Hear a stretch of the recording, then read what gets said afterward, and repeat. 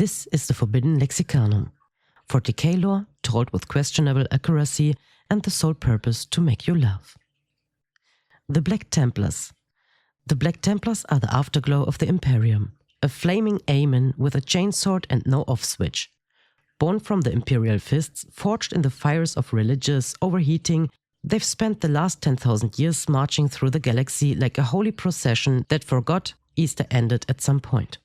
No homeworld, no rest, no couch. Just endless steel decks, an infinite prayer loop, and the firm belief that break is a form of heresy.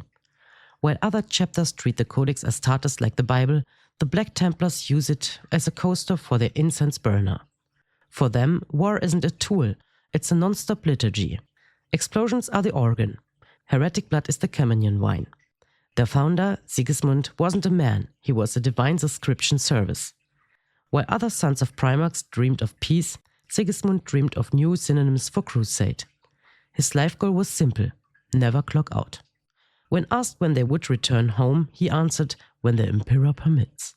And since the Emperor has been on silent mode for 10,000 years, well, here we are. Ever since, the Black Templars have wandered the stars like flying churches on speed, cathedral ships covered in more crosses than a Gothic Christmas tree, blasting "For the Emperor" in Dolby Exorcist at max volume. The armor is a mobile altar. More chains than a goth festival, more purital seals than a bureaucratic feather dream. Even their servitors have so many seals they look like papal billboards. Every chain clings like an apology, every bolter shot sounds like a prayer, and when a chaplain shouts Amen, 3 planets explode somewhere out of sheer reflex. A Black Templar's daily life? Prayer. Battle. Prayer. More battle. Extra prayer. A little heretic cleansing for dinner. They wake up praying and go to sleep feeling guilty because their last prayer wasn't loud enough. They recite litanies while loading bolters, whisper psalms while sharpening chainswords. And if you don't mumble at least 3 prayers while polishing your helmet, you're carrying the incense burner in the next assault. To outsiders, they are fanatics. To themselves, they are simply men with holy permission to never sit still. You can spot them instantly. Black armor, white cross, glowing eyes, and the unmistakable aura of "I just argued with the planet and I won." When a Templar enters a room, there are only 2 outcomes. Either everyone kneels or everything catches fire. Both are considered valid signs of divine approval. Their relationship with fire? Let's call it complicated but passionate. They don't pray before they fire a flamer, they pray into it. Precision? Rare. Purification? Guaranteed. In some systems they are listed as a fire hazard. The Administratum, however, classifies them as a thermal resource with religious benefits. The Emperor's Champion is their unofficial mascot, a space marine personally pinged by the Emperor during his lunch break.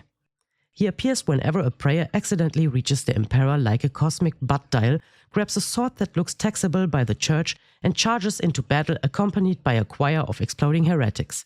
He doesn't speak, he preaches in bolter rounds. When he appears on the battlefield, even orcs go quiet. Not out of fear, but out of respect for such impressive energy waste. The Black Templars distrust the Codex Astartes. Gilliman wanted order. They wanted volume. He wanted lists. They wanted litanies. He wanted strategy. They wanted an explosion shaped like a prayer. The relationship between the Ultramarines and the Black Templars is the theological military version of a Facebook comment war. Both think they are right, neither backs down, and something catches fire in the background. If Gilliman wants to supervise them, he first has to find them. Difficult when they are fighting on 40 fronts and open 10 more because someone thought the word heretic too loudly. Even the lists of enemies read like a prayer book. Tau, unclean. Elder, unclean. Chaos, super unclean. Administratum scribes with too much paperwork, ultra unclean. Ask them what they love. The Emperor. Ask them what they hate. Yes.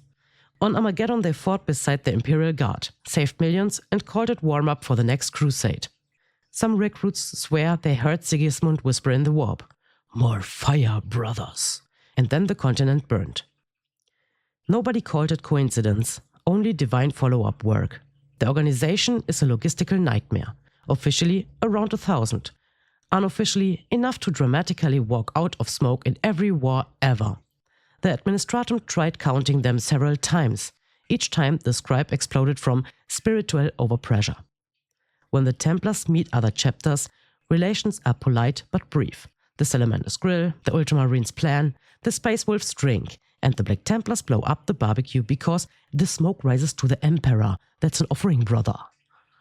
Then comes arguing, praying, evacuation, and for them that's called mission success with garnish. The Black Templars don't just believe, they believe harder. They believe with bolters, chainswords, and teeth. They believe so loudly that even demons wear earplugs. Ask them when they'll stop and they answer, when the Emperor himself says, brother, enough. And as we all know, he hasn't been very chatty for the last 10 millennia. In the end, this chapter remains the loudest form of devotion in the galaxy. They are the marching hymn of fanatism, the song of chainswords, and the amen inside a blast radius.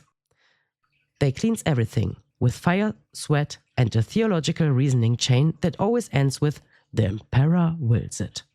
And if you ever see a flicker in the night sky and hope it's a meteor, pray it is. Because if it's a Black Templar ship, you will either be converted or added to the scenery. Amen.